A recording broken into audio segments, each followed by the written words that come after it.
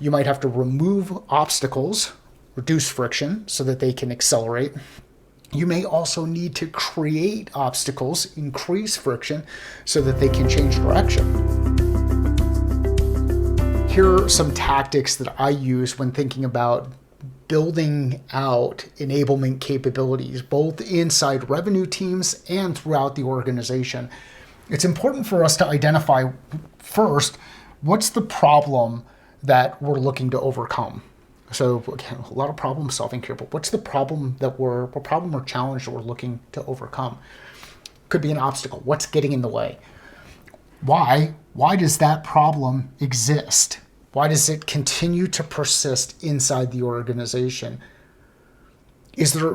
Once we understand the problem and we have a clear definition around it and we understand why it exists, then we can start to look at potential ways for solving for that problem. So then we start to look at how are people doing it today? How are we overcoming the obstacle today, overcoming those barriers, bridging the gap, getting from where we want to where we are to where we want to be?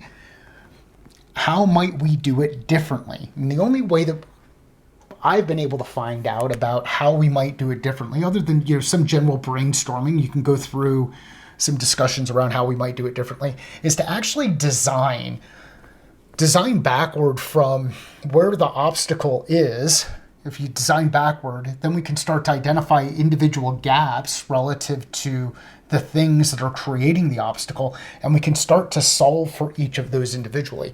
So enablement, tactically speaking, when you're looking at enabling things inside the organization, let's define the problem, understand why it's there, do some root cause analysis, work backward to try to figure out why it's there, clarify your understanding on how people are working to overcome it today, and then start to design out how we might do things differently. I know there's a lot of similarities here in the discussions that we've had around customer journey, and it's because in that customer journey stuff, we're actually looking for ways to enable the customer to go from point A to point B. So what problem? Why does it exist?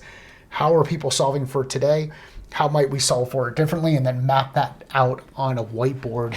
And what you'll do is you'll find different things that you can use to enable your people. You might have to remove obstacles, reduce friction so that they can accelerate.